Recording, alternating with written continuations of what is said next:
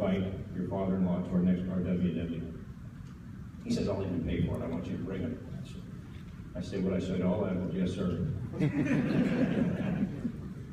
Sergio, he's a retired sergeant first class, so that's chief for us in the Navy.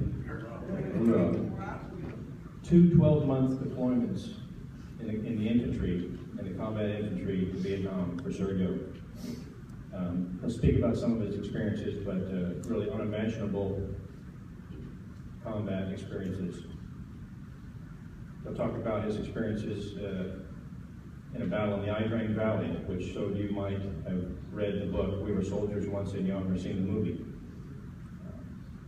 He might talk about his platoon that was ambushed during that conflict, where only 8 of the 26 members of the platoon survived. Shockingly, as I mentioned, after Vietnam, Sergio and others like him were basically on the way out of Vietnam, were told, hey, stop over in this tent right here. We're going to talk to you. This is your RWW. Forget everything that happened. Don't talk to anybody when you get back. No one's going to understand.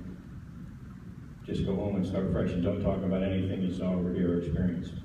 And that was their event that you're having here today. So I would ask you, if you would, to help me welcome, and maybe, and quite possibly, welcome back for the first time, Army Sergeant First Class, and a hero of mine, and a hero of my family, Sergeant First Class Sergio Guerrero.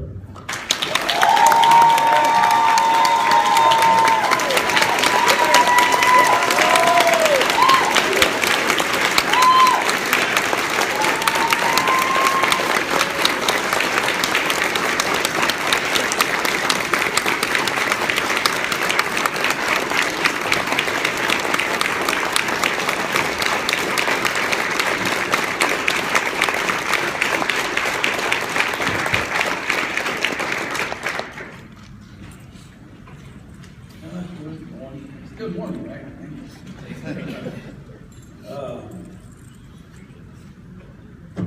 My name is Sergio Guerrero. I'm a Sergeant First Class, retired in the United States Army. I'd like to recognize my lovely wife, Dora.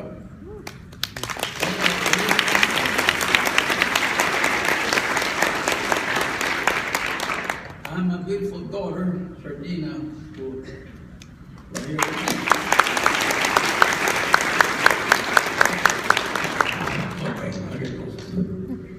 And my son, Errol, who was in the Marines, arrived a little late. He's here with us also.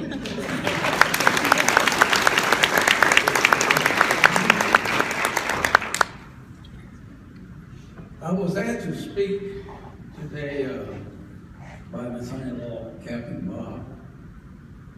By the way, every time I come to see him, I always thank him for marrying my daughter. And they've been married for 27, 28 years already. And I can tell you, that's an officer and a gentleman that I didn't accept in this world.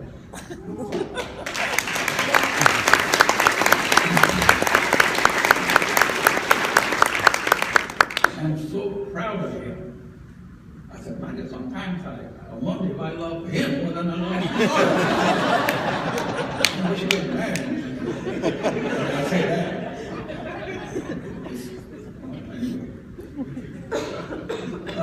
Anyway, he thought that if I share my story with you, returning Navy warriors, it might be helpful in some way.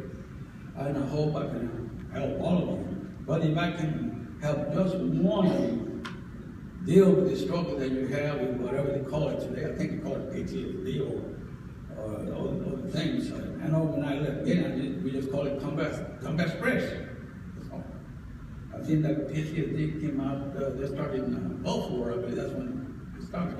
Anyway, the reason for telling that story, which is, I wish I had some good things to say, but nothing good ever happened in 1966. From the first day I arrived till the time I left.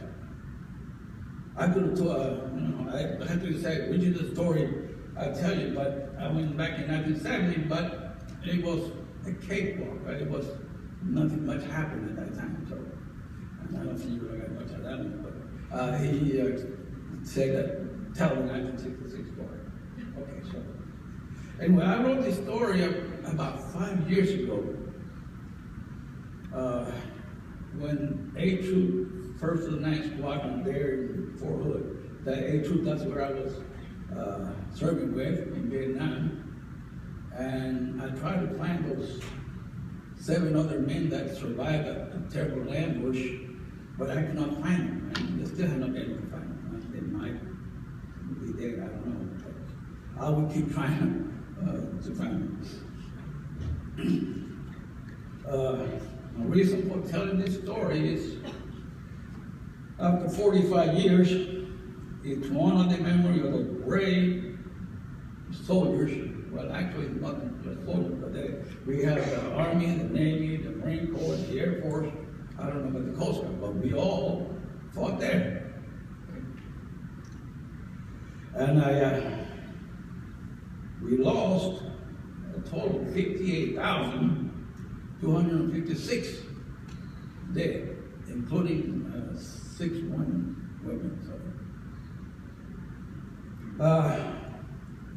Also to honor those that served with me in the 1st Cavalry Division, which is another story. And those that died in a terrible ambush in the Chupon Mountains in the Battle of Iran. Before I left Vietnam, like I said, we didn't have a program like this. I spent 3 days in Cameron Bay, and for 3 days they tried to convince me to leave that Vietnam experience behind. But it would be too frustrating to come home and try to explain to the folks back home what we had to endure in the terrible war. Of course, that's what I did for 45 years, until it was about 5 years ago in my church on a Sunday. They were honoring all the services, the Army, the Navy, the Marines, the Air Force, and the Coast Guard. They were showing a clip of all the services, and then when they showed the clip of the Army, that's where I saw the 3 helicopters that flew us around from place to place in Vietnam. They had the yellow triangle on the front and on the sides. I said, wow, those are the ones that carry us from place to place in Vietnam. And that's where I realized my mistake, because for 45 years I left the experience behind. That's what they told me. I thought that's what I had to do. And I arrived there because, see, that's where I failed to honor all the brave men and women that died in that terrible war. And I also failed to honor all of those that served with me in the 1st Cav, include the 18 men that died, that were killed in the terrible ambush in the Chupon Mountains.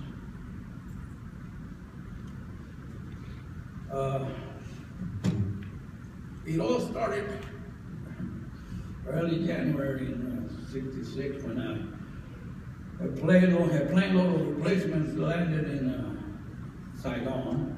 They put us in buses and they took us to the processing center.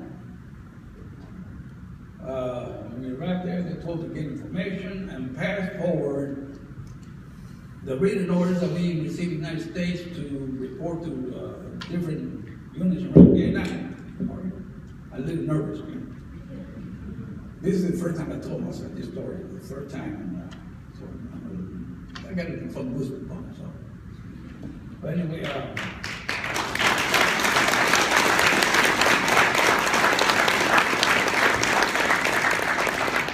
they collected our written orders and they said the orders have been canceled. We all went to the 1st Cavalry Division. I said, wait a minute, I'm supposed to report to the 173rd Airborne Infantry. I said, no. And I said, why? They said, because the 1st Cavalry suffered heavy casualties, and you're going there to replace all the dead and the wounded. But that's not what I want to hear. So a couple of days later, they put us in a C-130 aircraft, and they flew us to Camp Ratcliffe near Cave. That's where the 1st Cavalry Division was located. When we landed, they told us, get out of the plane and give us a formation over here. When we was in formation, we noticed another aircraft, a C-130, that crashed and was still burning on the side of the runway. And we asked them, what happened to that aircraft? Oh, that aircraft was trying to land earlier this morning, and they almost everyone that ever was killed, including the crew. Wow. So they put us in vehicles according to what unit we was going to, and they put about 6 of us, including myself, in the truck and took us to A Troop, 1st of the 9th Squadron. When we arrived there, they told me, get up the truck, follow me to the supply room where you're going to sign for your weapon, magazines, ammunition, the webbing, and other equipment that you're going to need during your tour in Vietnam. So we followed him there, signed for all that stuff, and we was walking back, and somebody came running down, hurry up, double time. Put your stuff inside the hooch, except for your weapon, your ammunition, and your pouches, and your weapon. And double time to the helipad right on top of the hill there. So we ran over there, and they told us, now, put your ammo into the magazine, then put it in the pouches, fix your weight belt so you can put it on. We're going to wait here for the helicopter that's going to pick you up and fly you to a place where one of the helicopters was shot down. So they told us to hurry up and load the ammo and everything, and said, but do not load the weapon until we tell you. Okay? When we loaded the aircraft, they told, okay, load one magazine in the weapon and put it in a safe lock position until we land. When we landed, where the aircraft was at, we formed a perimeter on the aircraft until a Chinook helicopter came and hooked it up and lifted it up and took it back to the base camp. Then we flew back to A Troop again. And that was my first day in Vietnam. Thank goodness. The next day, about 1800 hours, A Troop arrived from the jungle operations, but they always, for some reason, they always come up late at night, about 6 o'clock in the evening. And we had a formation. That's where they introduced us to the platoon. They put me in the 2nd squad. The other 3 more, they put in the 1st and the 3rd squad. I think it was somebody that put me in a headquarters platoon, I think it was. And that's when I looked around and said, hey man, where is the rest of the platoon? The platoon is supposed to have 44 soldiers. There's only 3 squads. It's only about 25 soldiers here. They said we never get replacements fast enough.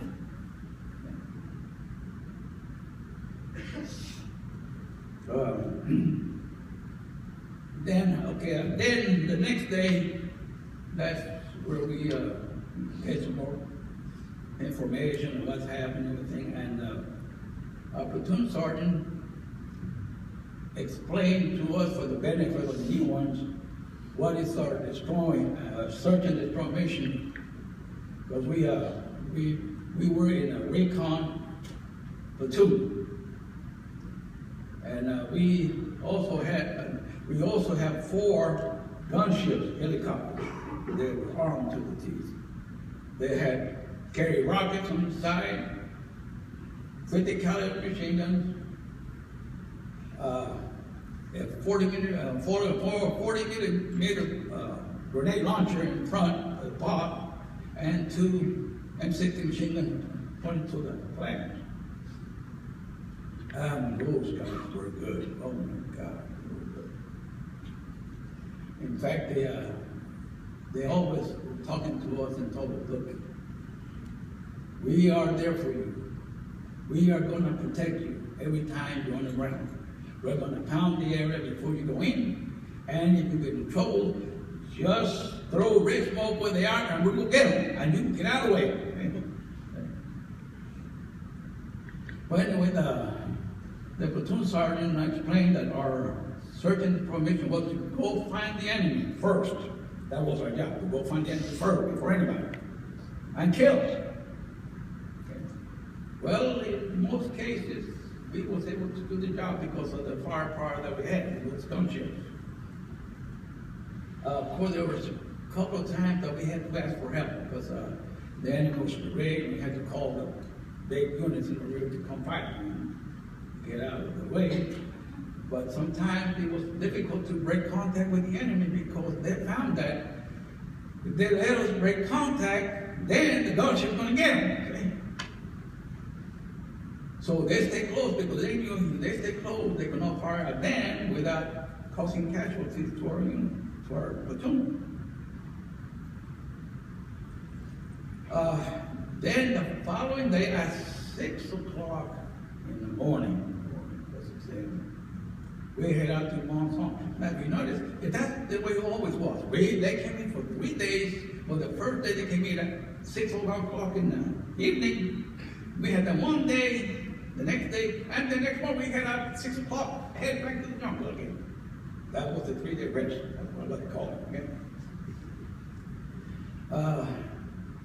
The told us we was heading for Bonson, and then I asked somebody, I said, what's Bonson? A lot of trouble, a lot of problems there. Every time we go there, we run into the enemy everywhere. I said, man, just can't get in. When we set up camp outside of the town of Bonson, that night we was attacked with we received mortar fire. It was attacked. As a matter of fact, we received one more later on. A lot of people were injured, but that night nobody was injured, so we were very lucky. A couple of days later, our bubble helicopters, you know, they look like a bubble. That's why I said they're like bubble helicopters. Those are the crazy ones. Those were the crazy ones. There was one pilot and one sergeant. And what they do is go into the jungle and fire into the jungle, throw grenades, throw this, and try to draw fire from the enemy. Oh, I said, man, those guys are nuts. I mean, so it's so unprotected, you know. So that's what they did, and as soon as they find the enemy, they call us, and then we go up there. And they called back and said that they were receiving fire from one of the villages. Probably they were the ones that fired the mortar rounds into our camp that night before. So we loaded the helicopters and headed to that village. When we arrived, the gunships were pounding the village. When they finished, then they didn't want to drop us in the village, so they dropped us in the rice paddy. Oh, and that's when you find out how difficult it is to walk in a rice paddy full of water and mud. It's almost impossible. When we started moving toward the village, one of the members of my squad was hit, and we asked two of the the soldiers drag him face up on the raspberry to an area where they can pick him up by helicopter. The rest of us continued toward the village. When we entered the village, there was Viet Cong jumping out of the spider holes and running to the jungle. I have to tell you, I don't think I want to tell you this, but I feel I have to. I was running in there, and then all of a sudden, Viet Cong jumped out of a spider hole about from here to that table. And he was coming, and I had my weapon. He jumped up and looked at me for a split second and took off. And I stood there with a dumb look on my face. Yes, and I hid behind the wall. I said, my God, I'm the first rookie in the state. And that's what I have to think. I cannot allow this to happen again. Next time, I will shoot him. I will shoot him. I froze. I'm sorry. I don't know. Something might have happened to you, warriors. It happened. I saw the enemy come face to face. But I found myself that it would never happen again.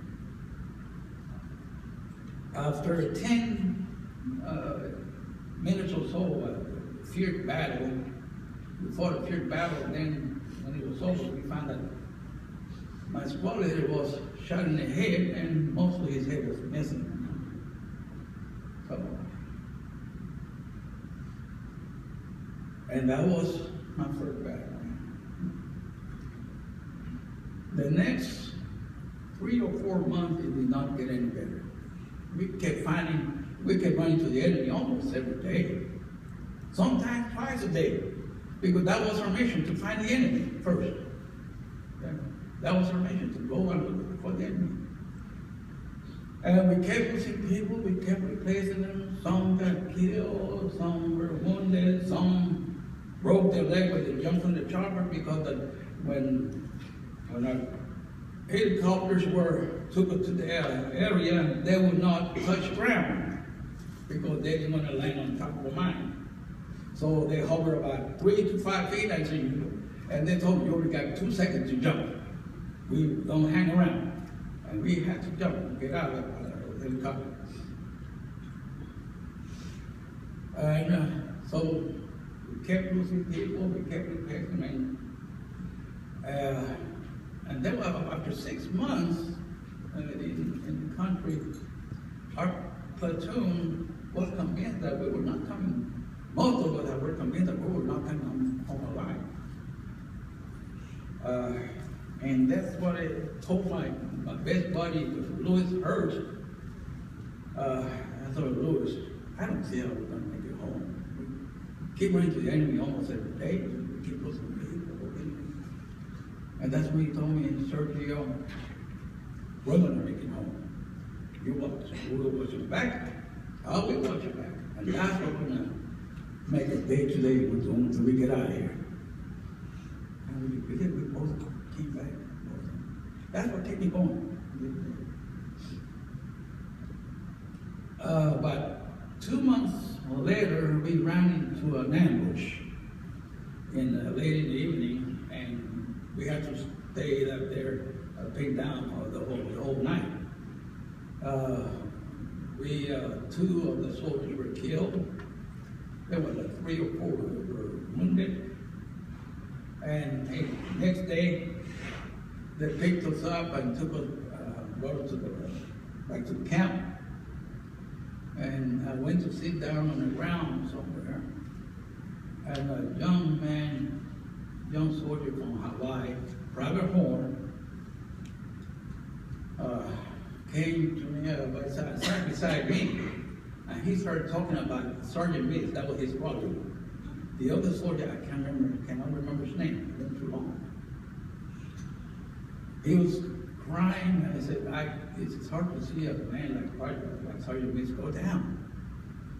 And he kept crying when he was talking to me, and I tried to reassure him that everything was going to be okay. But the one thing that I was not expecting was for Private Horn to be killed in another battle the very next day. That was devastating. I mean, that was hard to take for me. A couple of days later, they asked me and my squad to pick up the stuff for the people, the soldiers that died, and the one that were wounded, they have to send back and send it back to Camp Radcliffe. That's where I found a letter for Sergeant Smith from his family, and I wrote the address, and I wrote a letter to them, and about 2 or 3 weeks later, I received a letter from them. But I wrote the letter, expressing my sincere consolation. About 2 or 3 weeks later, I received a letter thanking me for caring. We continue to write to them almost every day until November, around the 3rd week of November. I arrived in January, November, and we was on top of a hill. The person on top of the hill was a Bubble helicopter were scouting the area to looking for the enemy. And that's where the Bubble helicopters called back and called us and said, we confirm no less than 30 enemy soldiers on the ground carried weapons. And a decision was made to go in. We only have 25 in the platoon. 30 enemy soldiers on the ground carrying weapons. Where the person that made the decision to go in, we pleaded with that person, you need to think about that decision. You heard that it confirmed no less than 30 enemy soldiers. But they said, we're going in. That's when I ran at that time I was a platoon sergeant. I don't know, but man, I have a bad feeling about this one. When we land over there, we're going to have to take care of each other because I got a really ugly feeling inside. That's not. When we flew to that area and there were gunships were pounding. That's right, pounding the landing zone. And when finished, we landed, got off the helicopters, and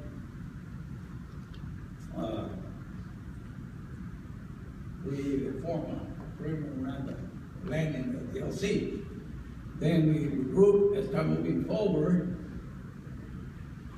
And about when we traveled around 25 yards, we ran into an enemy soldier that was sitting on the ground, and he was smoking something. Because he was happy. So we told our Shuhoi interpreter, asked him where is the rest of his unit.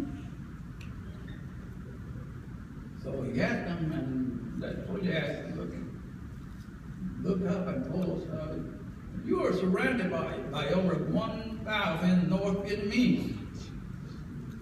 And the one that made the decision to go in realized mistake he made. He called the helicopter, hurry up, come and pick us up right now.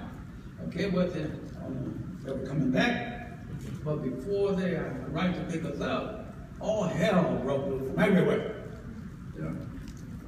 We tried to hold them for about 10 minutes or so. And they landed to pick us up.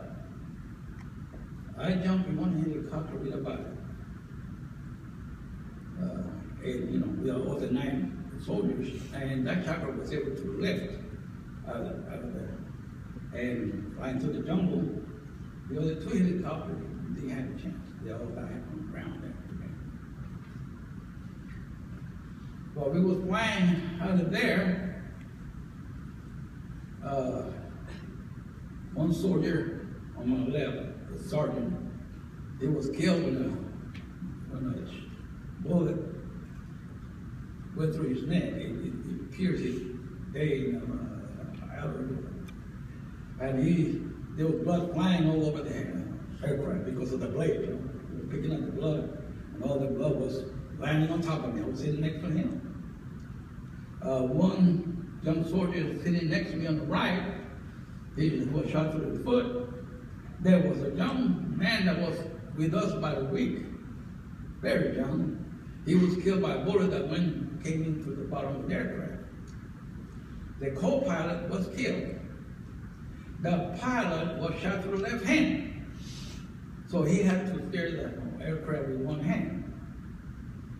And shortly after we was flying in the jungle getting out of there, he told us, you're going to have to brace for him because we are losing fuel, oil, and everything, and I had to look for a clearance to put the aircraft down. And that's what happened. He saw it clearly and told us, brace yourself, we're going down right now. We went down hard, we skidded around 30, 40 feet, and we stopped on the slope. That's where then we jumped on the helicopter. Again, we surrounded the aircraft to protect it. And we took the dead out of the helicopter and the wounded and the rest of it. And we called another aircraft to come pick us up. Shortly, not too, probably about 15, 20 minutes, another aircraft showed up and picked us up. So we loaded up the dead and the wounded, and they flew us to Fire Base X-ray. When we arrived there, the commanding officer of the fire base was waiting for us, and we loaded the dead, the wounded, and he said, we're going to bring a plastic bag for the dead. Now, you people who've been wounded, go to the station and be treated. And he looked at me, Sergeant, you need to go with them. Say, I thought nothing happened to me. Yeah, but you were full of blood from head to toe. I know, but nothing happened to me. I wear the blood of the soldier that was killed. Are you sure? I'm sure. Then the next day, they flew us to a base camp near Pleiku. And that morning, and then they told that afternoon, they were going to bring the chopper that we crash landed in. And so we waited for it until Chinook came over and put it down, and we went and looked at it. How did we survive? How did we survive? It looked like a Swiss cheese. I mean, there was all everywhere.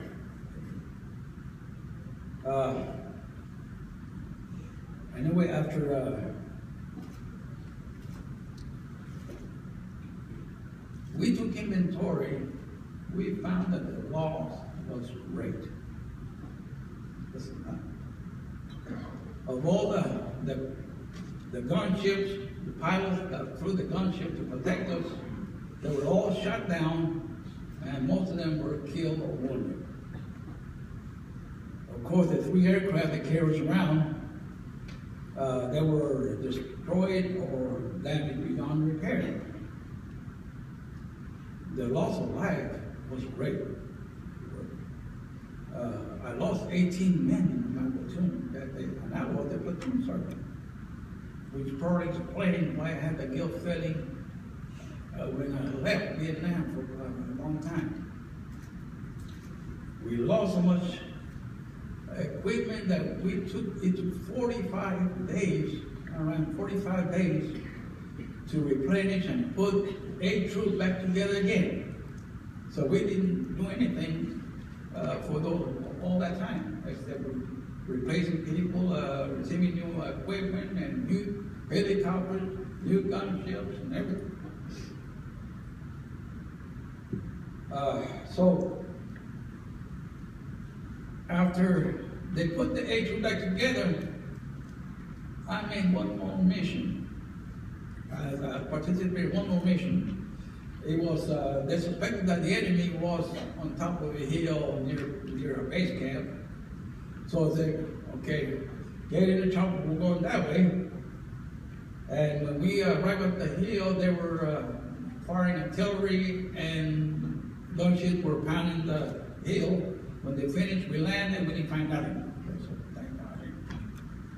So we went back to the base camp, and a troop commanding officer was waiting for us. We got off the chopper, he looked at me, fighting forever. You're not going back out there again. So you only have 2 weeks before you go home. You stay right here, I help with something, whatever, until you get out of here. I was on, yes, sir.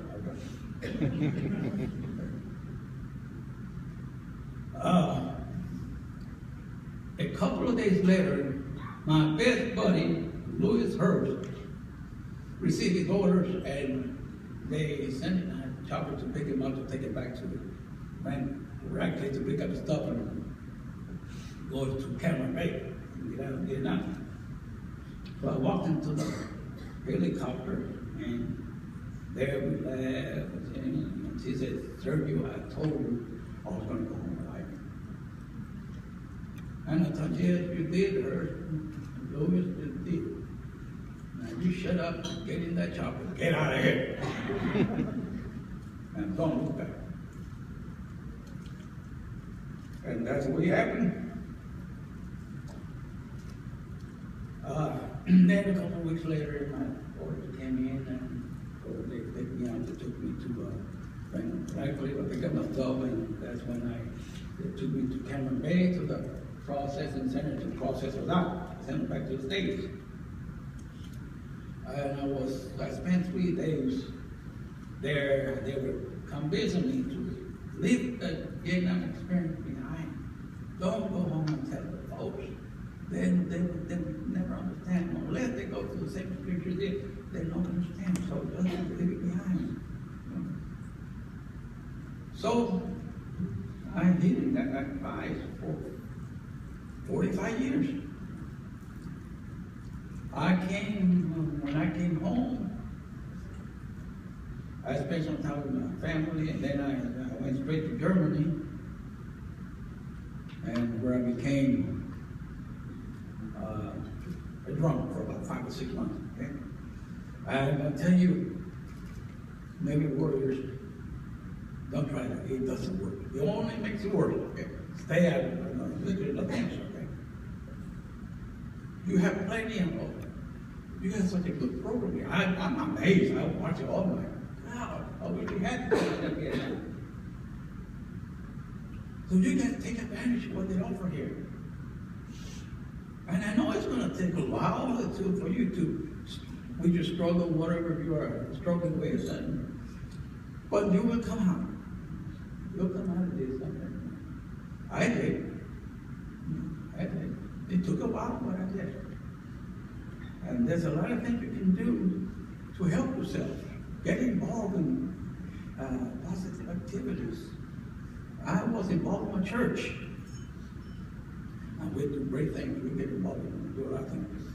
I don't know what area it is. I got involved in sports. I was managing Babe Ruth baseball and basketball and football and soccer for the next 4 years in Germany. And that helped quite a bit. That helped. So there's a lot of things you can do right there. And take advantage of this program. They have a lot to offer. They have a lot to offer.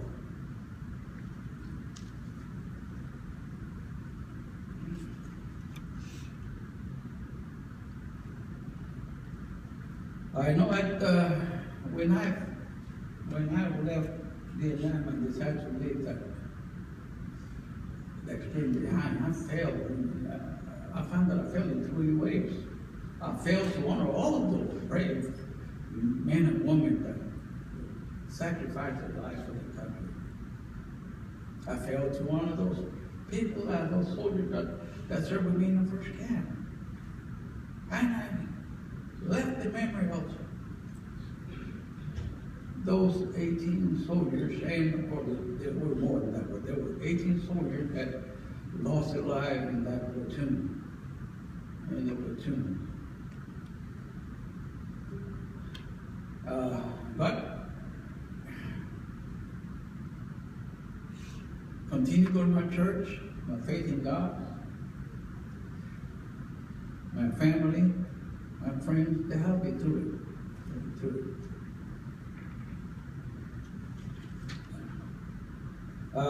Well, in ending, I want to tell you again, take advantage of the opportunity to work through the Vietnam experience like that you're receiving here. It took me a long time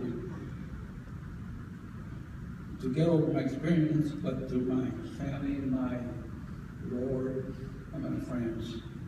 I stand here today as soldiers that are very proud to have served this country. Thank you so much.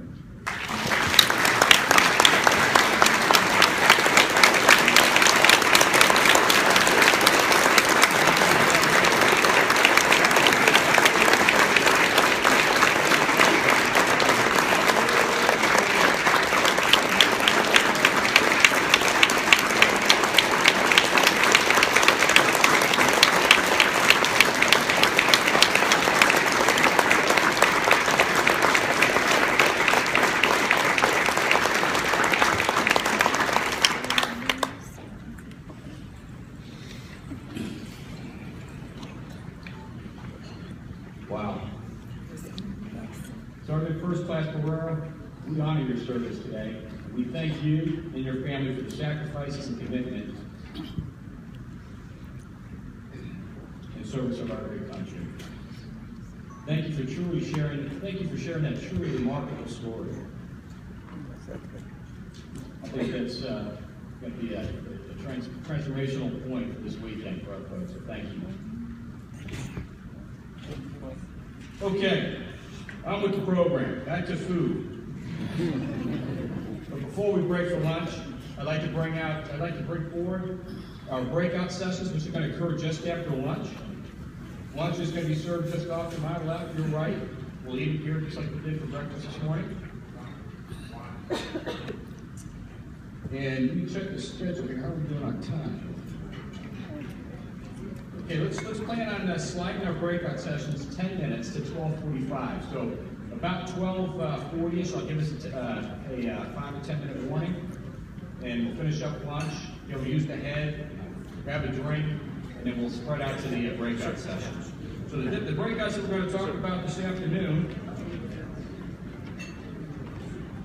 we've got 1, 2, 3, 4, 5 breakout sessions. The first one's going to, one of those is going to be Byron Rowe. You can raise your hand there. Remember Byron this morning?